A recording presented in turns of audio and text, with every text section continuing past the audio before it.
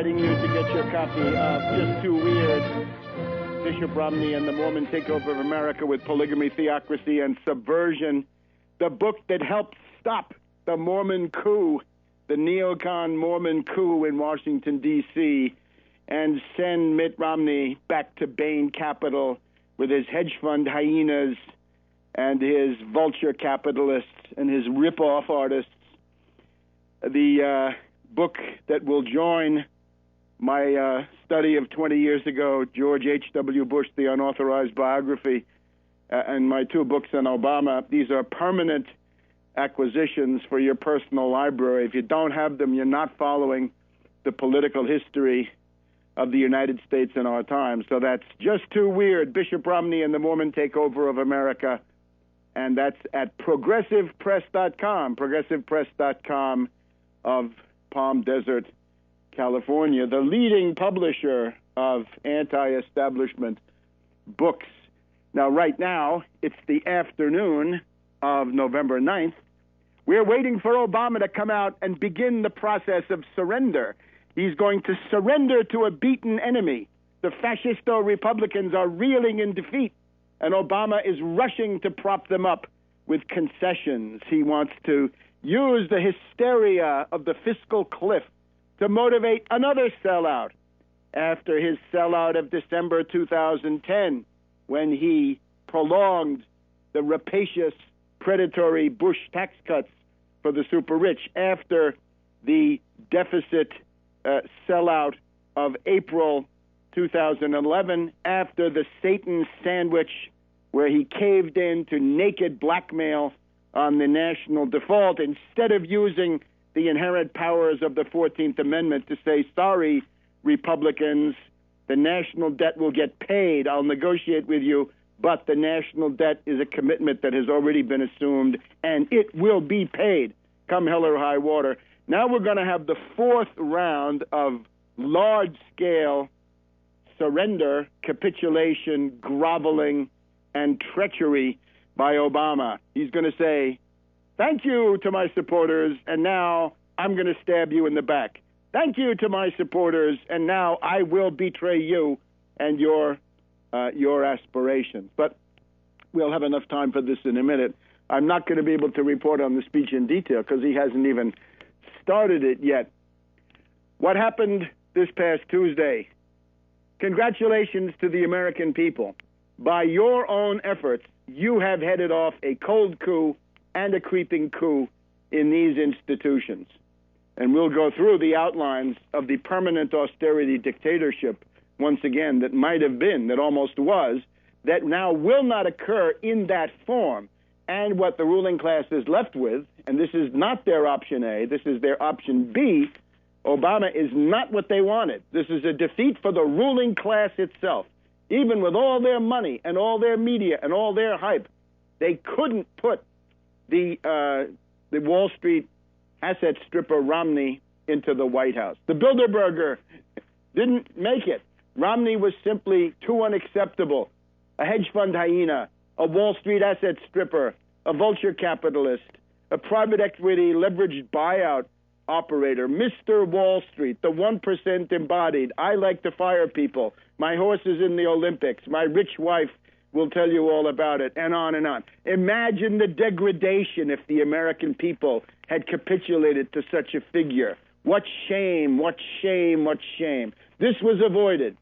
And in particular, the overreaching of the coup artists, the overreaching of the Karl Roves and the Koch brothers, they thought they could already begin to restrict the franchise. They thought that they could deprive people of the right to vote, and they tried to use voter ID. They tried to shut down early voting. They tried to cut the hours. They tried to harass people. And the result was that a lot of people who were indifferent to voting realized how much they wanted to vote. People, unfortunately, this is human psychology. Nobody wants something so much as when somebody's trying to take it away from you. And this is the backfire, along with, I think, other questions of higher principle, that is now blown up in the face of these reactionaries. So it was the blacks, the Hispanics, the poor, the old, and the young who came out and voted. And by voting, they were able to stop Romney. Now, we're in the middle of all this. We want to point to the Michigan Proposal A. Michigan Proposal A was coming from Governor Snyder. I had this garbled in the previous broadcast. Michigan Proposal A said that Snyder, the governor of Michigan, can send in little Hitlers. He can send in austerity dictators to run places like Benton Harbor, Flint, Pontiac, Ecorse, the Detroit school system, other school systems, other localities. This was defeated by about 52 to 48. It only won 2 counties in all of Michigan. It was defeated. It shows that if you're not carrying the dead weight of Obama and the Democratic Party, or that guy Barrett in Wisconsin, if you're not carrying some Democratic hack Paul, you can win. The people here won. Democratic Party didn't win. It reminds me of the Ohio referendum back in the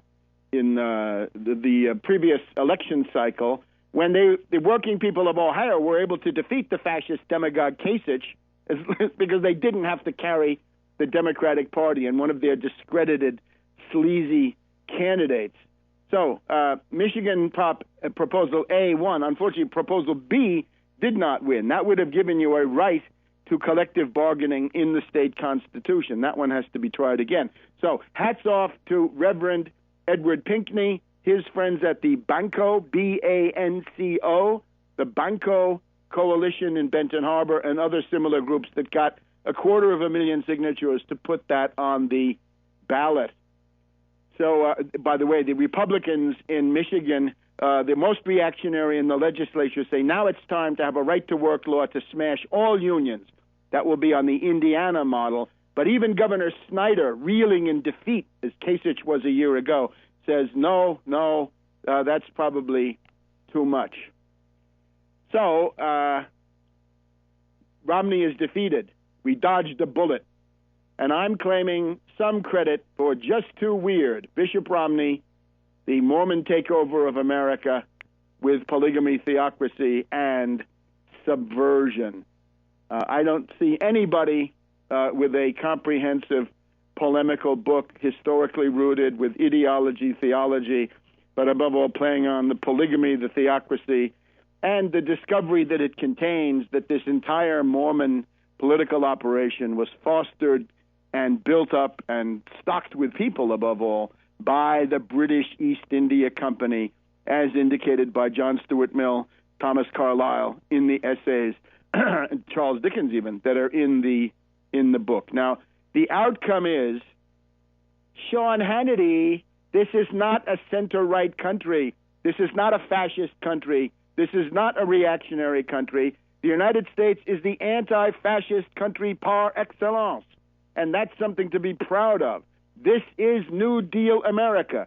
New Deal America was the paradigm of the modern world, and it could be again. It should be again. It probably has to be again.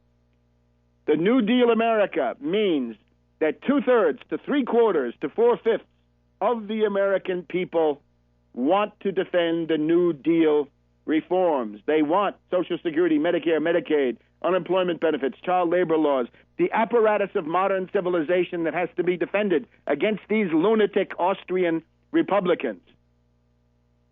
This is not a center-right country. It is the anti-fascist country of the modern. It's the only one that never allied with Hitler in any form. And other than that, France, Britain, Soviet Union, all allied with Hitler. Japan, all allied with Hitler. U.S. not. So that's worth something. Now, we now have to turn, though, to Obama preparing new betrayals. I'm looking at the headline on MSNBC. Obama, I'm open to compromise. No compromise. Smash the fascist Republicans. Back in a minute on World Crisis Radio. Welcome back to World Crisis Radio. Reminding you, if you want to know what happened in politics in your time, you better get a copy of Just Too Weird, Bishop Romney and the Mormon Takeover of America, Polygamy, Theocracy, and Subversion. Available from Progressive Press of California at progressivepress.com, progressivepress.com. Buy it today, e-copy as little as $6. I'm just listening to Obama cringing and groveling for Boner. He's calling for a balanced approach and compromise. This is fundamentally wrong. And he's conjuring up the fake fraud of the fiscal cliff. Let's get it straight. There is no fiscal cliff. The fiscal cliff is a big lie. The fiscal cliff is a piece of Frank Lund's demagogy that was put out into the world by none other than helicopter Ben Bernanke. So if you're going around mouthing the slogan of the fiscal cliff, the question is, are you an agent of helicopter Ben and the rotten majority or the rotten board of the Federal Reserve System? Now, most people, the choice of the American people to vote for Obama compared to Romney, although, tragic in the absolute scale, in terms of what they could see, was rational. Obama was up there saying, tax the rich, cut the defense budget, end the wars, and defend entitlements. That's what he seemed to be saying when you got to the bottom of all the froth and the posturing. So that was certainly better than what Romney was recommending, which was to destroy entitlements. Remember the Republican ticket, privatize Social Security, voucherize Medicare, vaporize the social safety net, and therefore euthanize large parts of the American people. So if that's the choice, then obviously Obama appears as the lesser evil. But he's running already to sell you out. Extend the middle-class tax cuts right now. That's fine, but we have to hear no cuts, no killer cuts in Social Security, Medicare, Medicaid, or any other social safety net or program benefiting working people and the vast majority, the 99%. This is an opportunity, rather than to weep, to break the back of the Republican Party, this reactionary fascist thing. And the answer is, let these things all occur. Don't lift a finger to avoid the so-called fiscal cliff. It's not a cliff. It is not comparable to the default. The default was a catastrophic moment. The default that the Republicans actively courted in the middle of August 2011, that was a cliff. This is no cliff. This is simply, as some people called it, a slope. It's nothing. It's simply a progression. It's a continuum. There's no big deal. There's plenty of time after January 1st to fix it up. Let the Bush tax cuts expire on everybody. Then you go into the new year and say, Republicans, do you want to remove the tax increases for everybody up to $250,000 gross income, federal adjusted gross income, or not? And then watch the Republicans twist in the wind. What are they going to say? No, we are going to saddle everybody with tax hikes because we are defending the super rich parasites, the people like Romney that Americans have learned to hate. It's not a fiscal cliff. It's an opportunity to break the back of the Republican Party, to put Grover Norquist perhaps in jail where he belongs, right? Remember, Grover Norquist, as you can see on the internet, was up to his neck in cooperation with with Jack Abramoff. Jack Abramoff was laundering money through various accounts associated with the anti-tax extremists. So notice also, we wanted to hear about jobs. They run on jobs, right? The campaign is all jobs, jobs, jobs on both sides. As soon as the vote is in, no more jobs, only deficits, debt. These are the obsessions of the elitists on both sides. We reject that. We're talking jobs. We're talking 30 million new productive jobs to get full employment for working people. And we're talking production and infrastructure, seizing the Federal Reserve. Now, as everybody knew, Obama's reputation, he always caves right away. It's not even that he caves right away. He caves preventively. Obama's policy has always been preventive capitulation, preventive surrender, right? Surrender before a shot is fired. Remember the public option. Well, the public option was a big nothing. Obama should have gone with Medicare for all, understandable. He might, if he'd gone for Medicare for all with the necessary energy, he might have gotten it. He didn't want it. He wanted to bail out the bankrupt private insurance companies. Remember, Wall Street agent is what Obama is. He is a Wall Street puppet, and his personal psychology is one of passivity, apathy, punctuated by euphoria in the moments of adulation. He's a weakling, a coward. He is treacherous, self-centered, narcissistic. He is all these things. We'll have to explain later in what way it was better not to have Romney, because it was. This is structural and not a matter of individuals. But Obama's thank you is, once again, to betray his own base. In other words, in the Osawatomie speech of December 2011, looking forward to the vote of November 2012, Obama assumed the mask of some kind of rather vague opposition to the Republicans and their values. He's now going to drop the mask he put on at Osawatomie, and he's going to go into these rotten compromises. He's going to give away the ranch to get some fig leaf of tax increases on the super rich. And again, the balanced approach means the super rich don't even get nicked in their fabulous sybaritic luxuries and excesses, their exorbitant wealth, not even nicked. Whereas the kind of rotten compromise that Obama's talking about will cut to the bone, through flesh and blood and gristle and bone for the necessities of the poor and the working class, and it will gouge the amenities of the middle class as well. So that's Obama, and he's incorrigible. There's nothing much that will ever be done about this as far as I can see.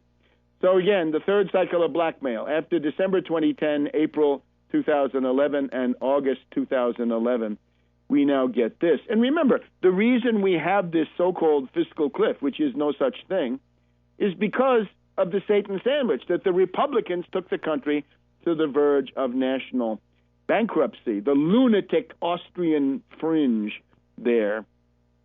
Now, as we look at this current bleak situation, maybe the reactionaries themselves can save us. Remember, in this Leibnizian universe we have, the salvation of all of us is that evil often does good in spite of itself. And maybe that's Mitch McConnell and some of these other members of the werewolf faction in the House and the Senate Republican conferences. Back in a minute on World Crisis Radio. Welcome back to World Crisis Radio.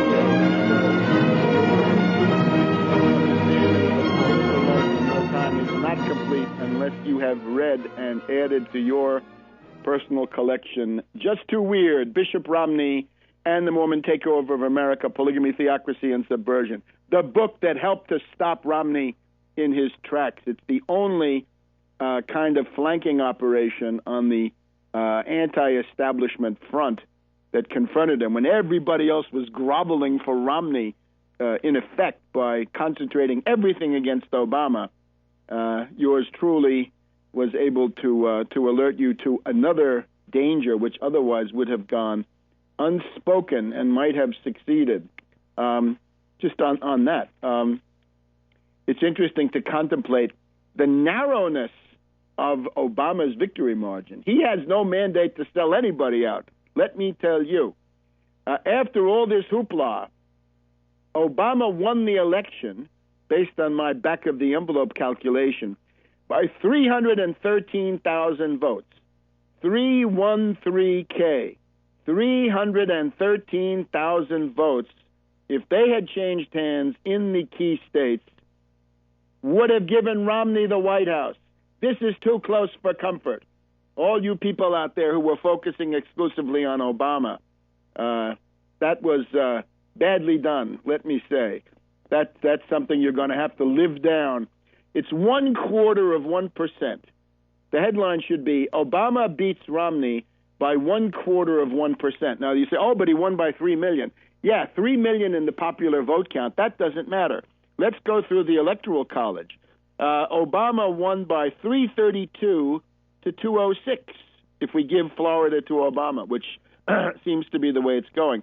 According to my present count, gleaned off the internet and Washington Post paper copies that have come my way, Obama won Florida by 52,000 votes, 0.6%, or actually, sorry, less than that, 0.3, less than 0.3%.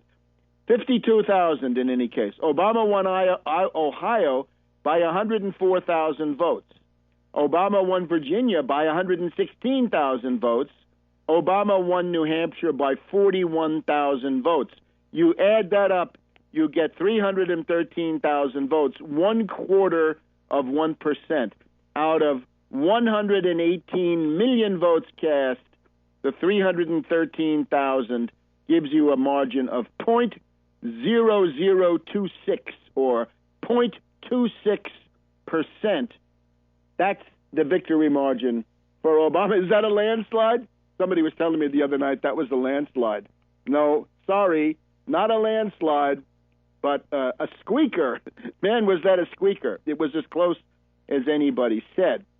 Under these circumstances, evenly divided, right? This is where you can see how a book like Just Too Weird can move, 10, 20, 30,000 votes, make a big, big difference. And all the propaganda, the stuff I was doing against Romney, it seems to me, were thrown into the scales as best I could, and it's up to you to judge how it all worked.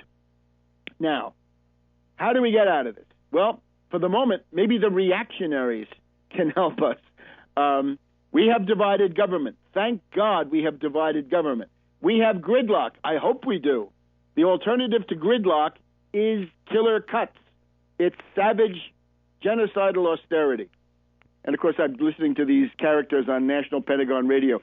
Can Obama be a statesman? To be a statesman for those people means sell out the American people with genocidal, Malthusian austerity cuts and skin them alive in his own way. Not as extreme as Romney, but maybe more effective, and they're hoping with no resistance to speak of. Mitch McConnell. Mitch McConnell is now scripted by Jesse Benton and other veterans of the Leprechaun campaign. Mitch McConnell says to Breitbart being, I don't know what, the modern equivalent of, let's not even talk about it, but the reactionary website, McConnell says, no tax increases on the rich. The elite have to be untouchable. The privileges of the elite, the redistribution of wealth from working people to the super rich parasites is taboo, cannot be touched. So good, McConnell, good. You keep up on that. You let that little Rand push you in that direction, and Jesse Benton. Kentucky is now leprechaun land. They're all on the line of the leprechaun. And I'm sure we'll have DeMint, and we'll have little Rand, and we'll have others.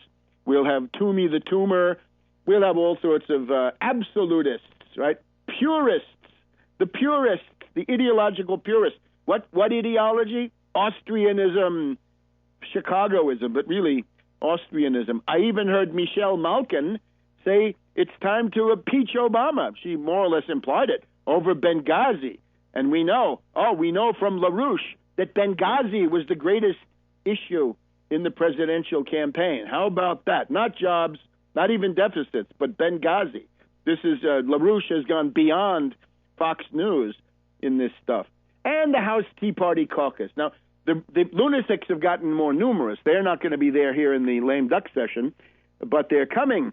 Flake, a name that speaks volumes. Senator Flake, the flaky senator, is coming now from Arizona, a Mormon, and we're going to also have one or two others of these extremists.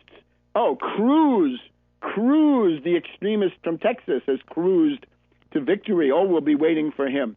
And again, these people are evil, but in the world that we have, they may actually do some good because they'll prevent Obama from successfully selling out his base. Now, here's the big difference.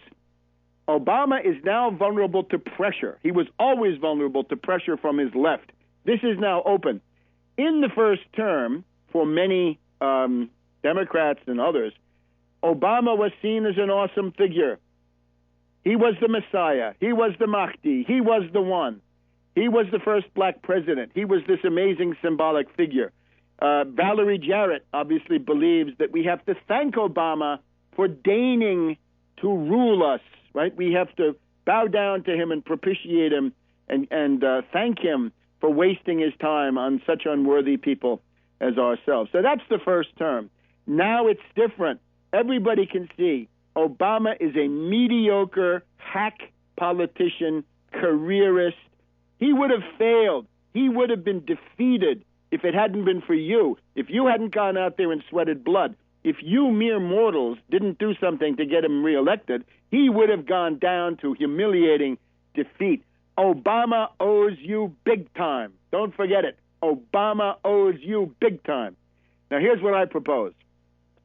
We've got to be ready for actions now during the lame duck, right? Probably by about December 15th, December 20th, Christmas Eve, this kind of time. This is when the full horror, the monstrosity of the killer cuts and Obama's betrayal will be obvious. We've got to try now. We're talking also as the United Front Against Austerity. We've got to be ready to have demonstrations here in the District of Columbia, in other cities. No cuts. Tax Wall Street with a Wall Street sales tax. Wall Street sales tax makes austerity cuts, genocidal policies against the American people unnecessary. We have the money. The big problem is that Wall Street pays no tax. So make Wall Street cough up their fair share, and not a little bit more, but a lot more. No sacrifices for the American people. They've sacrificed enough over the wretched last 4 years. So here's what I recommend. Apart from that, we've got to be ready to act during December. The one thing we know for sure is that there's going to be an inauguration now, if nothing changes, by January 21st. By January 21st, Obama will be inaugurated. That's a Monday, I believe. That means we've got a Friday, a Saturday, a Sunday, and a Monday. I recommend, and I will do it myself if I have to do it alone, time to get demonstrations here in Washington around the inauguration, peaceful, legal demonstrations to raise the demand of the Wall Street sales tax. No cuts, no austerity, the social safety net, the New Deal reforms those are the taboos, not the privileges of the super rich. Back in a minute. Welcome back to World Crisis Radio. Remember to get your copy of Just Too Weird, Bishop Romney and the Mormon Takeover of America with Polygamy, Theocracy, and Subversion. You won't know the story of how Ron Paul ran as the right-wing man of Romney unless you get this book, that this was the entire purpose of the 2012 Ron Paul campaign. Of course, in addition to spreading his ideological poisons, and to get little Rand on the ticket if he could, was to act as a right-wing wingman or border guard or gatekeeper to protect Romney from challenges coming from his right, which is where they came from, Santorum and to some extent Gingrich. That's what Ron Paul was out there doing. And if you didn't see that while it was happening, you better read this book and learn how to observe politics so you understand what's going on, right? And remember, don't even look so much at the facts. Look at the method. If you can assimilate the method, the facts take care of themselves. I don't deal in information. I deal with a method that's exemplified through certain key selected facts that tell the story, ignoring a whole bunch of other facts that are extraneous or even hide the truth. And we should give Ron Paul some credit. The leprechaun has had a positive historical function in spite of his own evil intent, in spite of his own vile, foreign, poisonous Austrian ideology, totally un-American, totally opposed to the American system and the American tradition. Ron Paul helped to defeat Romney. How? Well, if you remember the primaries, we were told repeatedly by commentators, and it was true, that Ron Paul had pulled the entire Republican Party, the entire field of candidates, far, far to the right, out there to the Austrian extremes, and he did it. And he also pulled Mitt Romney, therefore, right, since he's a chameleon and has to take on the coloration of what's around him. Romney, the liar, was pulled all the way out to the right. So if you want to know How did Romney paint him into that right-wing extremist, reactionary, union-busting, race-baiting, anti-woman, anti-immigrant corner? That's partly Ron Paul. Ron Paul, the leprechaun, helped to pull the chameleon Romney all the way out there to the extreme right. And he's thereby helped to doom the Republican Party unless Obama can resuscitate it, which he's obviously going to try to do now. Remember, the Austrian school in the 50s or 60s, anybody recommending that stuff would have been considered either a madman ripe for Bellevue or Creedmoor, as they said in New York a couple of weeks ago, or some regurgitation of fascism from the 1940s, some kind of a neo-fascist. So there it is.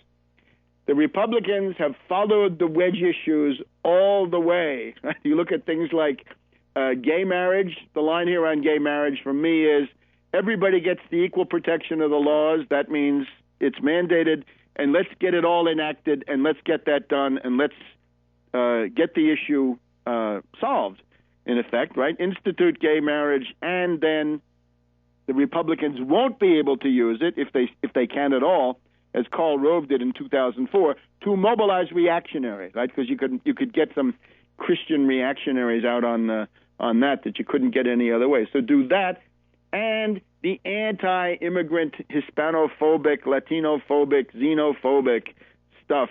The Republicans have taken the wedge issues of Lee Atwater and Karl Rove, and they've followed them all the way to their own doom. And what it shows, once again, the wedge issues were designed to chip and smash the Franklin D. Roosevelt National Coalition.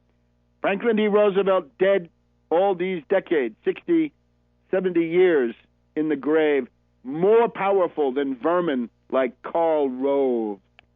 Now, to be happy because we avoided the permanent austerity dictatorship, right? We've got to bear this in mind. We're going to come out on inauguration weekend. January 21st is the inauguration, right? Let's get people here on Friday, Saturday, Sunday, Monday. Let's get the Wall Street sales tax on the agenda, right? That we don't need austerity. Austerity is not required. Wall Street has to pay sacrifices for Wall Street, not for the American people. What we avoided is the permanent austerity dictatorship, right? The Washington Post notes Romney's campaign was marked by contempt for voters.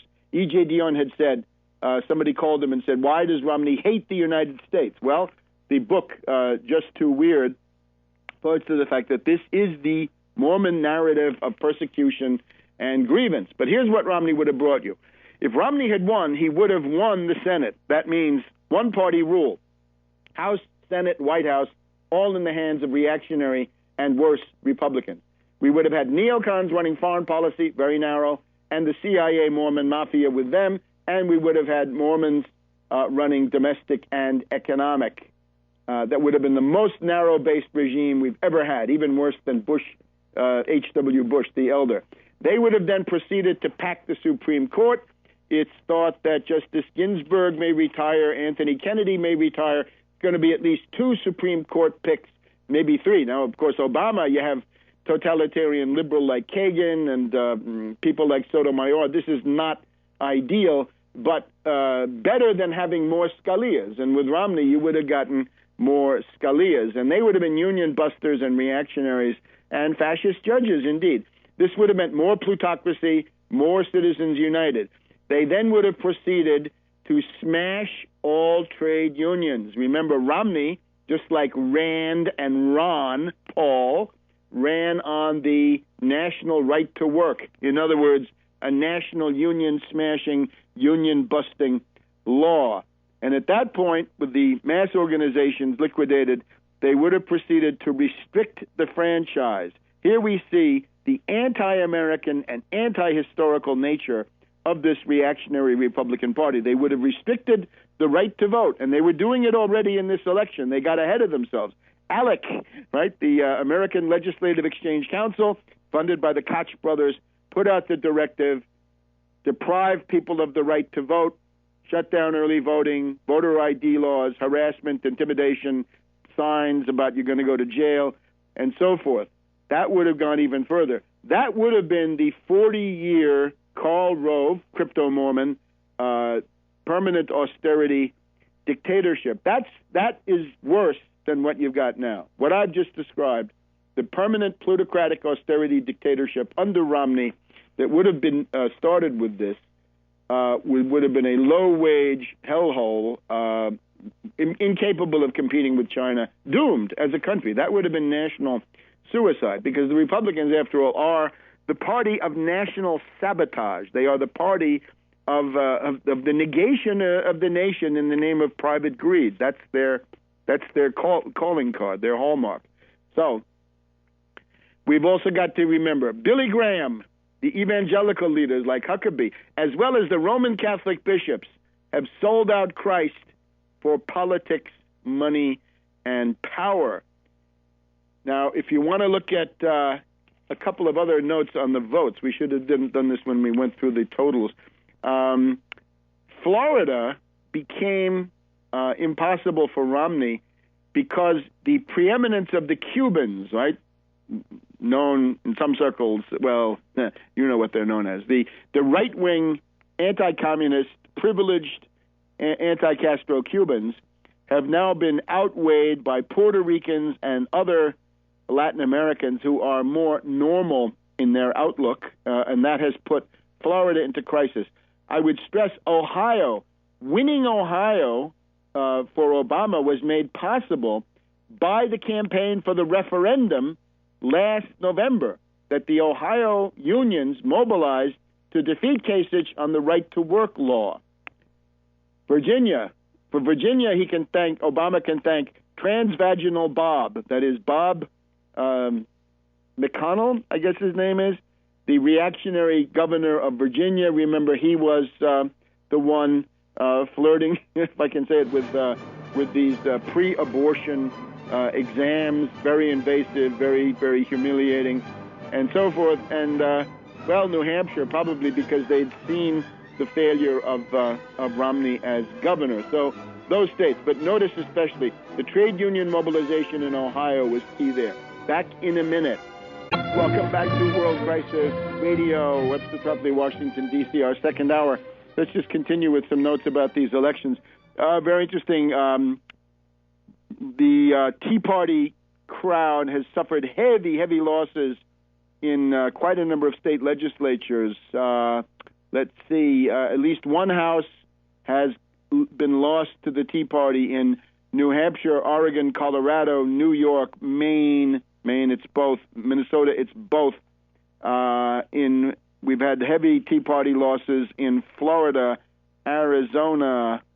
I guess we've got the interesting thing is the future of North Carolina, Texas, and Georgia. We'll get to this in just a minute.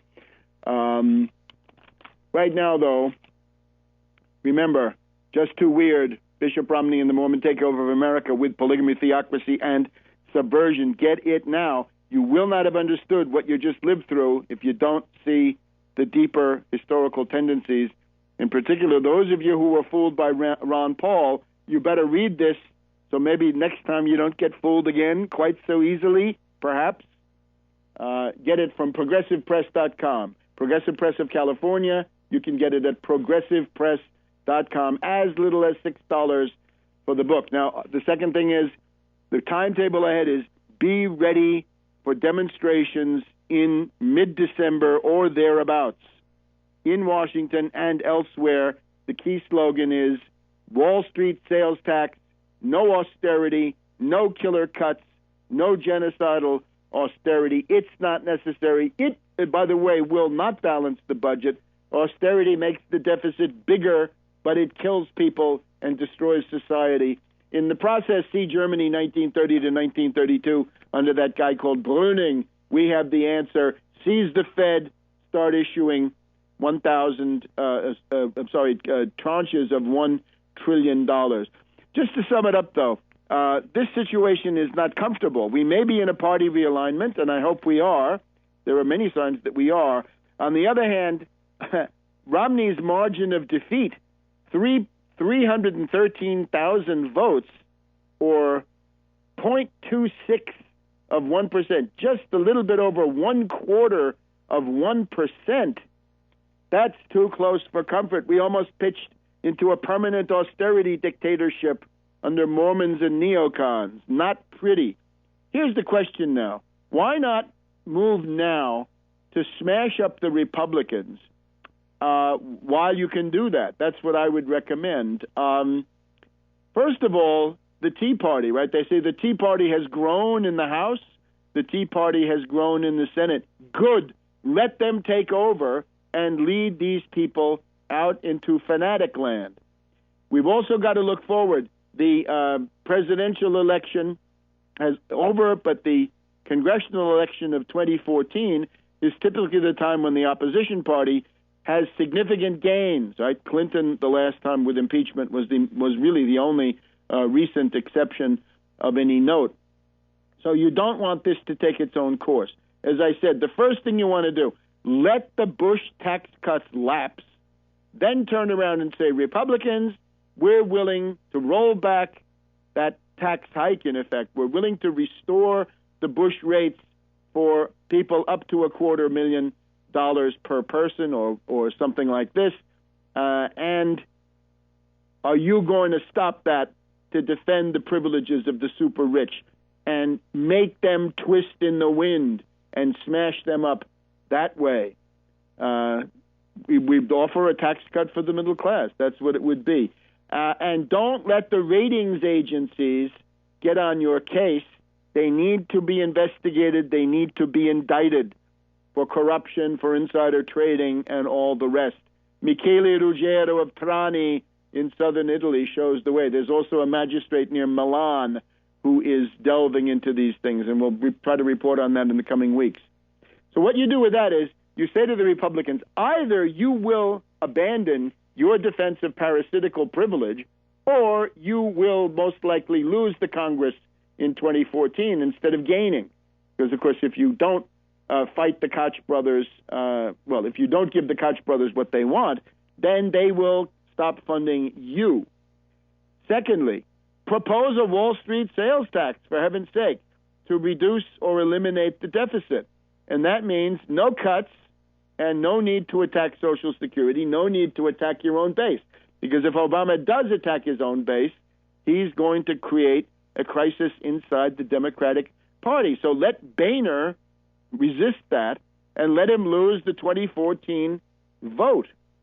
The other one is obviously this. Given the importance of Hispanics now, 10% of the electorate, propose really not just a comprehensive immigration reform, but a generous, forward-looking, humane plan to say there are 11 or 12 million undocumented immigrants here, largely Hispanic. We want to regularize and normalize this as fast as we can.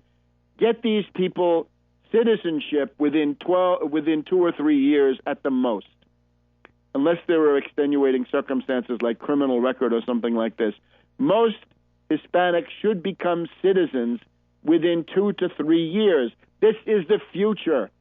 We just passed the Maryland Dream Act, one of the good things on the Maryland ballot, that if you're a illegal, undocumented foreigner brought here in your younger years, you can get in-state tuition at the University of Maryland and similar institutions.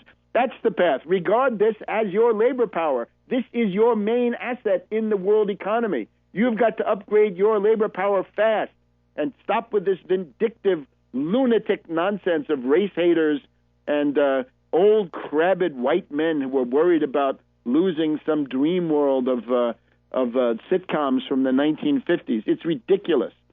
If you're going to do that, though, the one thing you need to do, raise the minimum wage to at least $11 an hour for starters. And I say $11 an hour is the equivalent of the highest level ever reached by the federal minimum wage in actual constant dollar buying power. That was reached in 1968. So right now it's $7.25. Take it up to $11 an hour and enforce it so that you won't have the problem of newly naturalized immigrants undercutting people and driving down wages. So if you put an $11 floor under it, that's a step in the right direction. After that, you'd want to make that into a living wage.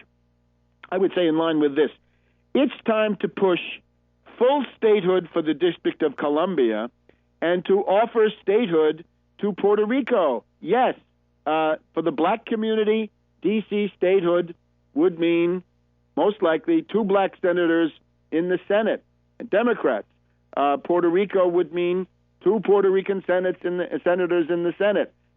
Could be Democrats or Republicans. We'd have to see. But this is the future. Drop the barriers. Obama doesn't want to do any of these things, by the way. We just heard the D.C. Politics Hour here on the local station. Obama probably not going to lift a finger. So go ahead and do that. How about this? You want to do something about campaign finance reform? It's simple. Without muzzling free speech at all, without burdensome regulations that chill participation in elections, just have a tax on super PACs. A tax on super PACs. Let's start with a 25% tax on super PACs. In other words, if the Koch brothers want to put $10 million through some super PAC, great. They're going to pay $2.5 million in taxes. And in the process, you make the donors reportable so you can put that up on the internet. That will help to put the Koch brothers out of business. A 25% tax on money going through super PACs. The other thing is concerning New York and New Jersey, right? Let the Republicans fight this. It's time to stop foreclosures in the states of New York and New Jersey, on our way to doing it everywhere, to be sure. But you can always do it, as Lincoln did it with the Emancipation Proclamation, if you do it under emergency provisions for stricken areas, as he did during the war, you can get something through. So halt all foreclosures, debt moratorium for every individual who's been slammed by the storm, and force the Fed to issue those 0% century bonds for rebuilding. We'll be back in a minute.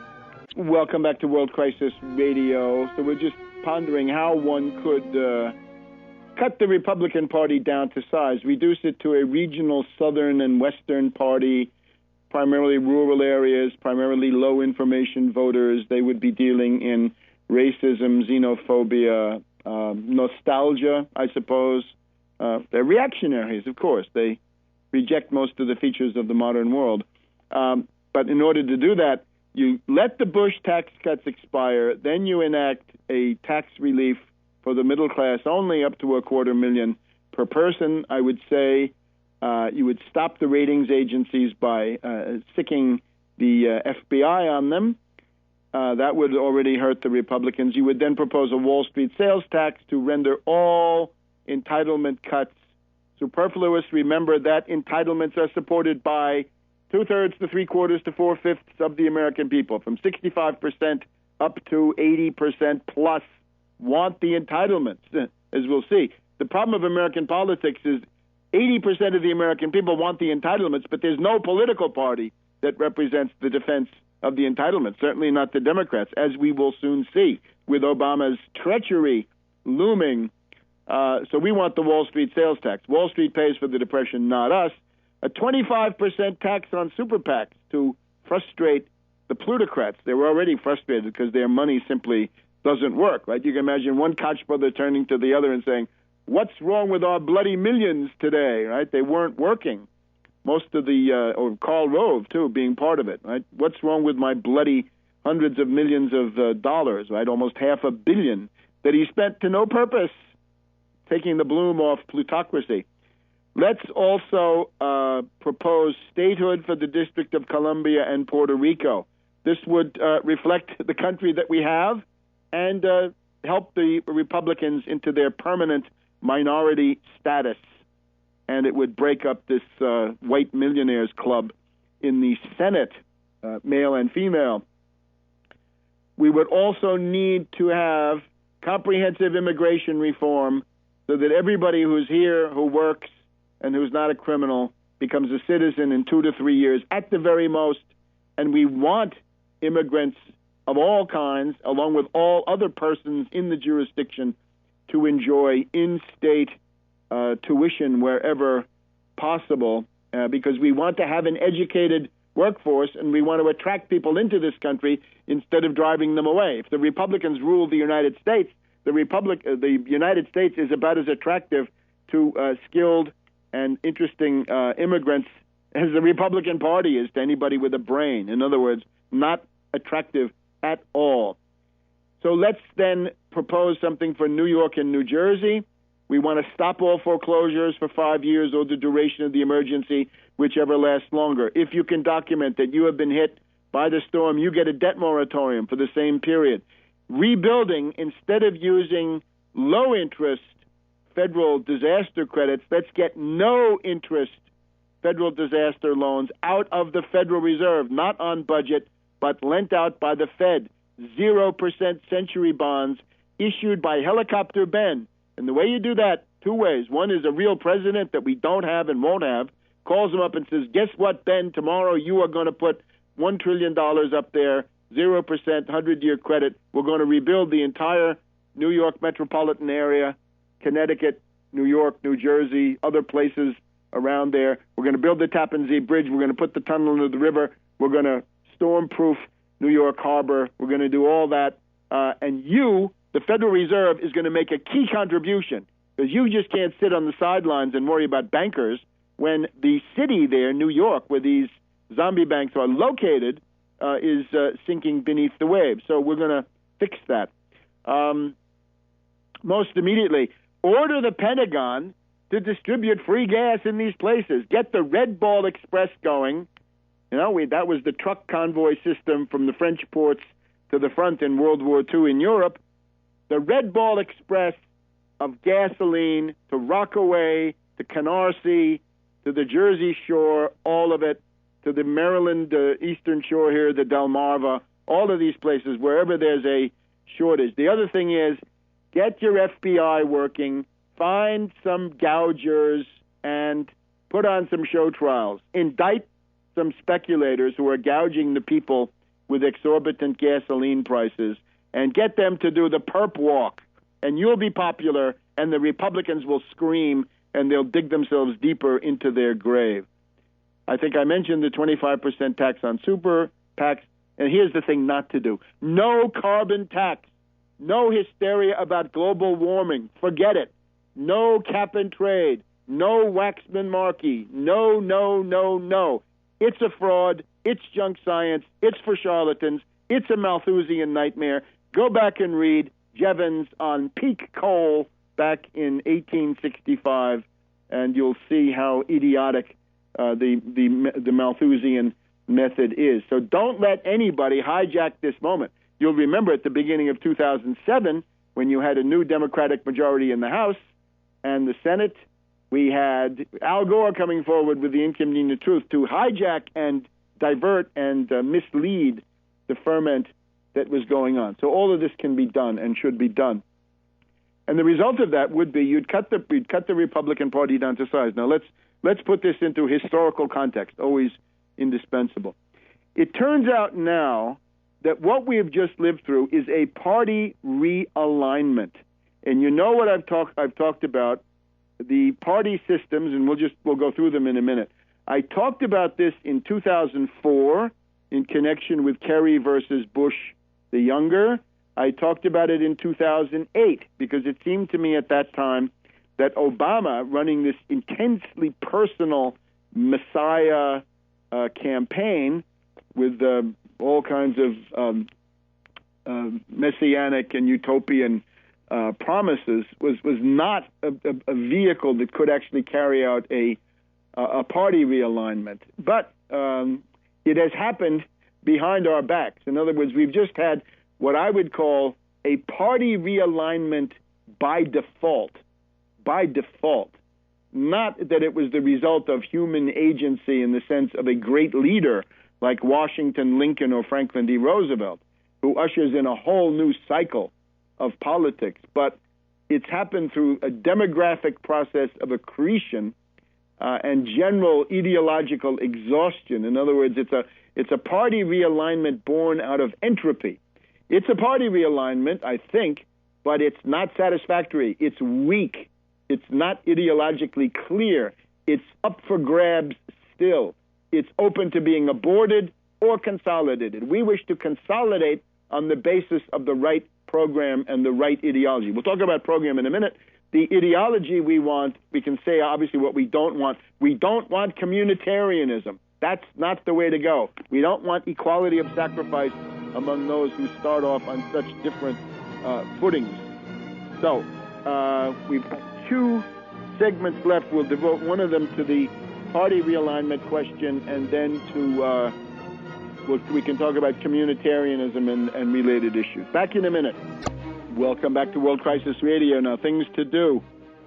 Get your copy of Just Too Weird, Bishop Romney and the Mormon Takeover of America, Polygamy, Theocracy, and Subversion, from ProgressivePress.com. ProgressivePress.com, representing Progressive Press of Palm Desert, California, the leading publisher of anti-establishment works in this country, deserving of your support, as I hope your humble servant. Marching orders for the Twitter brigade. You got to put out things celebrating the victory of the anti-Snyder, anti-fascist movement. The little Hitlers in Michigan are going to be sent home. No more austerity dictatorship in the towns of Benton Harbor, Flint, Pontiac, Ecorse, Detroit school system, and so forth. Fascist forces in Michigan in disarray, thanks to the heroic efforts of Reverend Edward Pinkney of Banco, B-A-N-C-O, and his friends. They got 250,000 signatures, and then they went on to win the vote. Snyder defeated in the same way that Kasich was defeated. So that's the record. And this, of course, the background for this election is the fight against those fascist Republican governors, against Snyder and Kasich and Walker and the rest of them, and a lot of other places, right? And the backlash against the Republican-dominated state legislatures, a lot of which have now been overturned. But we want to also then remind people, hold yourself ready for demonstrations in mid-December when we get the timetable. Maybe we'll have to call one, for the 15th or 20th of December. We'll try to give at least a month lead time on that. We've got to get the Wall Street sales tax on the agenda. Use Twitter for that, too.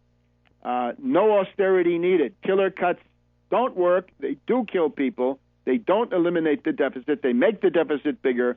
And above all, there's no reason for any of this. The Wall Street sales tax. Wall Street pays no tax. Even Bernie Sanders was on TV saying only 1 out of 4 U.S. corporations pays any corporate income tax at all. And that's largely financial services now. So let's talk about the party realignment. It turns out we're now in one, but it's such a feeble one, and this is not a good sign, that we only notice it now. We can only confirm it, let's say, in retrospect. It turns out that 2008 did mark the beginning of a party realignment. This is something you'd never know.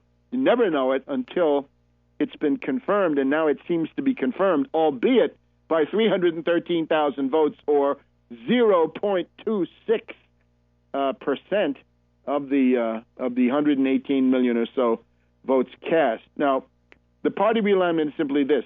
We've had 6 party systems so far in U.S. history. They generally amount to a party which tends to win, another party that tends to lose. They're associated with geographical or ideological formulas or voting block formulas for winning. Let's just go through and you'll get the idea. From 1789 to 1828, so for actually 40 years, we had the first party system, which was started by the Federalists with Washington and Adams. Actually, the U.S. government founded by Alexander Hamilton, never forget it, sabotaged by Thomas Jefferson and his pal Aaron Burr. And then you get the Jeffersonians with Jefferson, Madison, Monroe, somewhat improved under Monroe. It's a 40-year cycle that succeeds at least in the minimum of establishing the independence of the country and getting some kind of economic development going under John Quincy Adams at the tail end of the cycle. So we have one great president at the beginning, that's Washington, advised by Hamilton, and we have one great president at the end, John Quincy Adams. Jefferson, of course, is a complete slob who almost lost the country with the help of Albert Gallatin who had made sure there was no national defense. That's why the White House was burned 200 years ago. The second party system is the Jacksonian one, 1828 to 1860. You see, this is 32 years. This is an absolute disaster. This is leading to civil war. How could it be worse? The Civil War is the responsibility of the Jacksonian system. It's essentially playing the easily manipulable and easily excitable frontiersmen against the centers of power in the East, who are themselves degenerate, right? The New England secessionists and so forth are running Boston, Astor, finance capital beginning to rise in New York City. This is a failure because it aborts, above all, the main institution for economic development, the Bank for the United States. Yes, indeed, Jackson's campaign against the bank, leading to the Panic of 1837 and then the slide into civil war. The third system, 1860 to 1896, this is founded by a great president, Abraham Lincoln, the greatest man of the 19th century, bar none. And make no mistake about it, don't listen to Howard Zinn. Howard Zinn hates civilization, and he hates the architects of civilization. Dump him. Get rid of him. Howard Zinn is the worst charlatan in the historical universe. I wish he was still around. I'd love to debate him and expose him as a Rousseauvian, an enemy of civilization. With Lincoln, of course, we save the Union, and then we go on to create the greatest industrial superpower the world had ever seen. We get farmers brought in with the Homestead Act. We get all kinds of positive things. Of course, it's marred inside of it by the Coin Act and the Specie Resumption Act of 1873. In other words, the return to the gold standard in 1873 was the worst possible outcome, and that gives rise to the populists who are our ancestors today. The Omaha Convention of 1890 is in our family tree. The third system, 1896 to 1932, this is started by McKinley in the McKinley-Bryan election of 1896. This is bad. This is Wall Street Republicans. This is dominated by Morgan, Rockefeller, Mellon, these creatures, right? It leads to the Roaring Twenties, the Mellon presidents, right? McKinley starts it, but by the time we get to Harding and Coolidge and Hoover, they're all serving under Andrew Mellon. So that's a failure. So far we've had the first one with Washington is successful. The second one with Jackson is a failure. The third one with Lincoln is successful, although with problems. The fourth one, problems due also to Lincoln's assassination, I might say. The fourth one with McKinley, a failure, although not all is lost. 1932 to 1968 is the most successful so far. That's the Franklin D. Roosevelt New Deal coalition. That is the one that fights the Depression, defeats the Depression, prevents fascist coups in the United States, and there were several. It defeats fascism in the world. It's the only anti-fascist force that's always anti-fascist anywhere on the planet. And with this, we defeat fascism, we defeat communism, we unlock the secrets of the atom, and we put people on the moon. Yes, we did. And this is obviously a formula, a national coalition composed of the cities, machines, of labor, of the South, of minorities, and some farm states. Even Utah voted against the advice of the Quorum of the 12 and the First Prophet. Utah voted for Roosevelt 4 times. So there's always hope of redemption for anybody. So that's the New Deal, and you know the high regard we have for that. That's essentially the repertoire, right? The archive of policies that we've got to update and reimpose. Then from 1968 to 2008, and that turns out to have been it, another 40-year cycle, which is now over, thank God. That is the one founded by a scoundrel, by Richard Nixon, Henry Kissinger, and it's the Southern strategy, playing off the racist backlash in the southern states against the civil rights legislation of the 1960s, and, of course, backlash against the anti-Vietnam War movement and student movement and other things. This is Kevin Phillips. Don't ever, let Kevin Phillips forget that he's the architect of that. That one is a failure. There we have a decline of 2/3 in the standard of living. That leaves us where we are now. And we'll talk about that one in just a minute. Rushing ahead now in our last segment to wrap up this analysis We've just gone through the various party systems.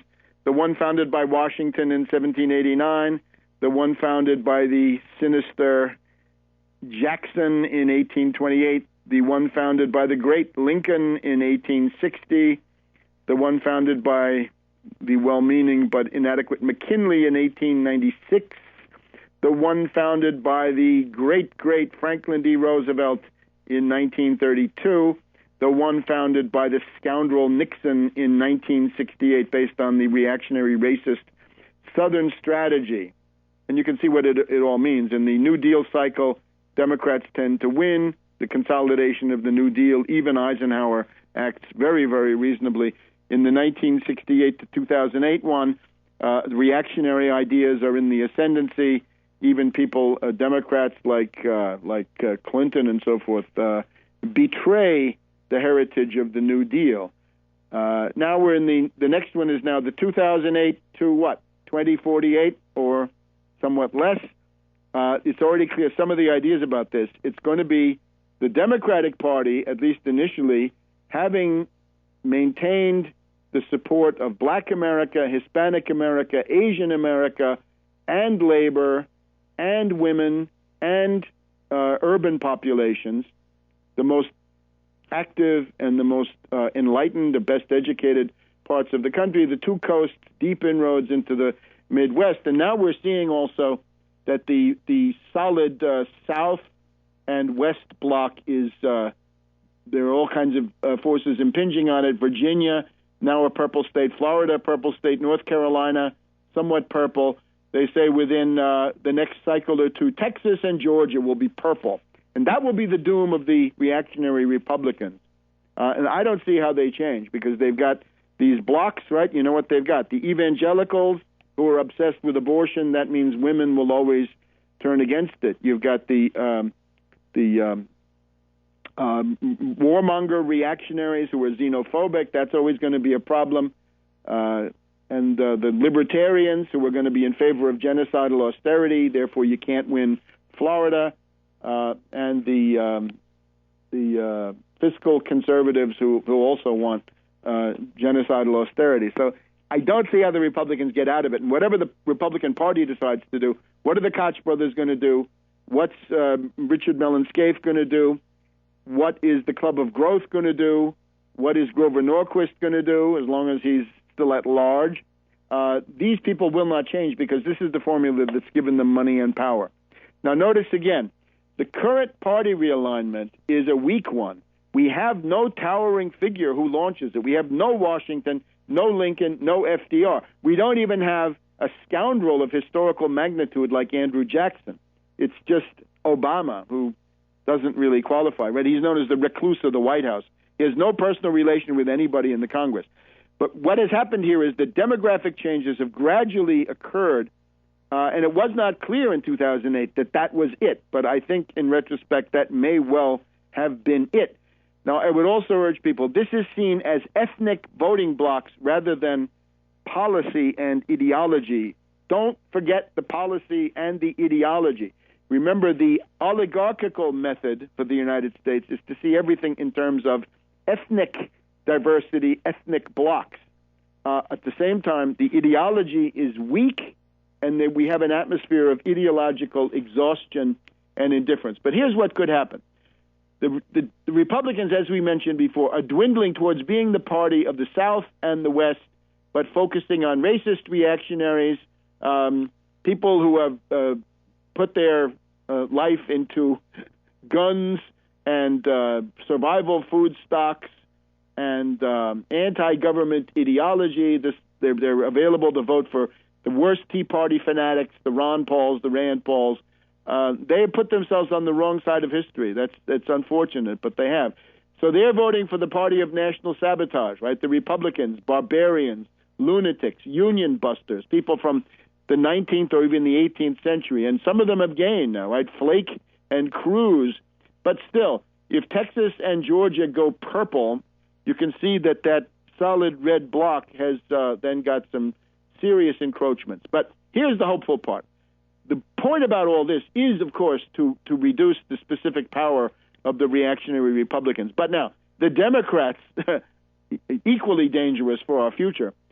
These two, the Democrats can well split into two parties, in effect, or two factions. In other words, you look at the Democratic Party now, and you're seeing it very clearly. You've got the Wall Street Democrats and union busters, somewhat more subtle but more effective union busters than Governor Walker or Governor Kasich or Governor Snyder. So the Wall Street Democrats, Obama, Schumer, Durbin, Pelosi, with some left cover, but she's still one of them. They see the Democratic Party as a confederation of identity groups, right, practicing identity politics. It's purely ethnic. They don't seem to understand that the votes they get come from people who want to defend Social Security, Medicare, Medicaid, and the New Deal, New Frontier, and Great Society reforms. If Obama now turns around and attacks his base and attacks these reforms, that will tend to blow up the Democratic Party. Now, I hope that doesn't mean aborting a party realignment away from the reactionary Republicans. I hope not, because we can discern something else that might be recuperable, right? That might not be so incorrigible and so hopeless as these Wall Street Democrats. You've got some kind of populist Democratic force now emerging, people who are pro-labor. Let's take a look at them. Sherrod Brown in Ohio is probably the most pro-labor senator, and he defeated that guy Mandel, who was a repulsive little character, a repulsive little creature who had tens of millions of dollars from the super PACs. That's why we want to tax him by 25%. But Sherrod Brown, the most pro-labor candidate, won. Elizabeth Warren, the most pronounced anti-Wall Street candidate, won against Scott Brown and I Drive a Truck, who was an agent of State Street Bank and made Barney Frank, the Dodd-Frank legislation, as bad as it is. So we've got pro-labor and anti-Wall Street. Some people say this Tammy Baldwin of Wisconsin fits into the model. Possible. And there may be other people in the Senate, right? We're still looking. We're told that some of them out there are post-partisan. I don't know. We're going to investigate. At the same time, in the House, it's clear. You got Marcy Kaptur, you got Barbara Lee, you got DeFazio. I think you've got Sherman still. You got parts of the Progressive Caucus, even some parts of the Black Caucus that would be part of it. Could not that populist Democratic faction evolve towards the presidency? Let's say this guy Sherrod Brown runs for president in 2016. Right? This is a whole lot better than Feingold or people like this. Obviously, I'm aware of the problems. Don't tell me. I'm trying to chart a path out of the crisis and, above all, away from the brink of the abyss and the inferno. So it seems to me that the action of the United Front Against Austerity should be to act independently, not to join any of this. Oh, no, but to inject program and organizing method, right? Organization, leadership, program, and strategy, and try to catalyze the anti-Obama sentiment in the Democratic Party to then focus on factions, currents, as they used to be called in Italy, and then perhaps taking over the Democratic Party. But you can only do this from outside. Now, again, let me stress, this is not just an ethnic or gender event. That's the old political thinking. This is based on reactionary politics. It's not just that they attacked Hispanics, women, but they also attacked labor. And this is the Koch brothers and ALEC and the Americans for Prosperity and this lockstep, right, the plutocratic Republicans and their union busting. Because I say the roots of the defeat of Romney are to be found in the Wisconsin struggle, the Ohio struggle, the Indiana struggle, which failed, and the Michigan one that has just led to some good results. And then let me just remind you again, the communitarianism of Amitai Etzioni is now the official ideology of Obama. We will fight it. We want class consciousness and class defense, not communitarianism at all. And women are not instinctively communitarian. So we'll see you next week. Remember, Just Too Weird, Bishop Romney and the Mormon Takeover of America. be ready for demonstrations in mid-December against austerity, and above all, for sure, prepare to come to Washington, I propose, on the weekend right before the inauguration, January 21st. And we'll see you again next week.